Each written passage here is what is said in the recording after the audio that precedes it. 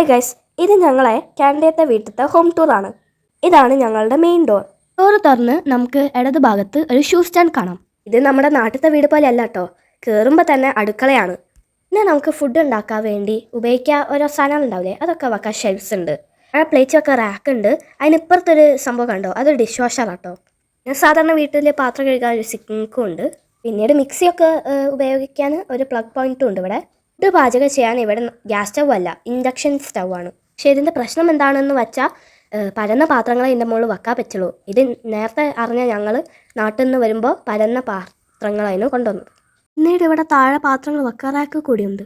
മുകളിലത്തെ റാക്കിൽ ഇവർ മൈക്രോവേവ് അവൻ ഫിറ്റ് ചെയ്തിട്ടുണ്ട്. ഇതിൽ നമുക്ക് ഫുഡൊക്കെ ചൂടാക്കാം. പിന്നീട് ഇവിടെ ഒരു ഫ്രിഡ്ജ് ഉണ്ട്, അത്യാവശ്യം വലിപ്പമുണ്ട് കേട്ടോ. ഇതിൽ കുറേ സാധനങ്ങളൊക്കെ വെക്കാൻ കഴിയും. പിന്നെ ഇതിൽ ഫ്രീസർ താഴെ ആട്ടോ. ഇതിന് 2 റാക്ക് ഫ്രീസർ ഉണ്ട്. ഇവിടെ തൊട്ടിപ്പുറത്തൊരു ബെഞ്ചുണ്ട്. ഇവിടെ ഇപ്പോൾ ഇതുവരെ കാണിച്ച എല്ലാ സാധനങ്ങളും ഇവിടെ വാടകയ്ക്ക് ഓൾറെഡി ഉള്ളതാട്ടോ, ഞങ്ങൾ കൊണ്ടുപോയതല്ല. ബെഞ്ചിൻ്റെ അടുത്ത് ഒരു ഗ്ലാസ് വിൻഡോ ഉണ്ട്. ഇതൊരു വലിയൊരു വിൻഡോ ആട്ടോ. പിന്നെ ഹോളിൻ്റെ നടുക്കിലൊരു മേശ ഉണ്ട് കേട്ടോ. അത് നമുക്ക് അച്ഛന് പണിയെടുക്കാനോ ഇരുന്ന് പഠിക്കാനോ പിന്നെ ഫുഡൊക്കെ സെർവ് ചെയ്യാനൊക്കെ അതാണ് ഉപയോഗിച്ചത്.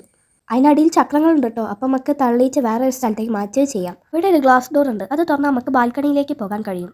ബിൽഡിങ്ങിൻ്റെ 28ാമത്തെ ഫ്ലോറിലാണ് ഞങ്ങളുടെ ഫ്ലാറ്റ് ഉള്ളത്. അവിടെ നിന്ന് താഴേക്ക് നോക്കിയാൽ എറുമ്പുകളെ പോലെ ആയിരിക്കും കാറുകളൊക്കെ ഉണ്ടാവുക.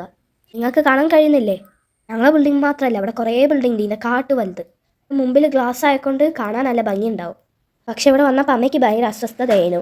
നമ്മളെ വീട്ടിലൊക്കെ ഉള്ളപ്പോൾ ചുമര് മാത്രമല്ലല്ലോ ഇവിടെ ഉള്ളത്, അവിടെ കുറേ ഗ്ലാസിൻ്റെ വിൻഡോസും ഡോറും ഒക്കെ അല്ലേ. അതുകൊണ്ട് ആൾക്കാർ നോക്കുകയോ ഇല്ലയോ എന്നൊക്കെ അമ്മയ്ക്ക് ഭയങ്കര പേടിയായിരുന്നു. പിന്നെ കേട്ടൺ ഉള്ളതുകൊണ്ടാണ് അമ്മയ്ക്ക് ഒരു സമാധാനമായത്. പിന്നെ ഇതാണ് ബെഡ്റൂം. ഇവിടെ ഒരേ ഒരു ബെഡ്റൂമേ ഉള്ളൂ.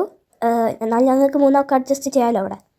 ഇവിടുത്തെ ഏറ്റവും വലിയ സൗകര്യം എന്താ വെച്ചാൽ അച്ഛൻ്റെ ഓഫീസിന് 5 മിനിറ്റ് നടന്നാൽ മതി കേട്ടോ. അവിടെ ഒരു ഷോപ്പിംഗ് മാൾ ഉണ്ട്, അവിടെയാണ് അച്ഛൻ്റെ ഓഫീസ് ഉള്ളത്. ടൊറോണ്ടോയിലെ ഫേമസ് ഈ ടൗൺ സെൻറ്ററിലായിരുന്നു അച്ഛൻ്റെ ഓഫീസ് ഉള്ളത്. ഇവിടെ പിന്നെ നമ്മുടെ ഡ്രസ്സും ഒക്കെ വെക്കാൻ ഒരു വാർഡ്രോബ് കൂടെ ഉണ്ട് കേട്ടോ. ഓരോ സാധനങ്ങൾ വെക്കാനായിട്ട് മുകളിൽ റാക്കും ഇട്ടുണ്ട്.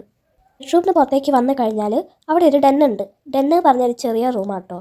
അവിടെയാണ് ഞങ്ങളുടെ ലഗേജും അതുപോലത്തെ ഓരോ സാധനങ്ങൾ വെച്ചത്.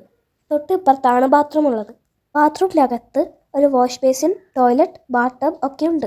പക്ഷേ ഇവിടുത്തെ പ്രശ്നം എന്താണെന്ന് വെച്ചാൽ ഇവിടുത്തെ വീടുകളൊക്കെ മരം കൊണ്ട് ഉണ്ടാക്കിയതാണ്.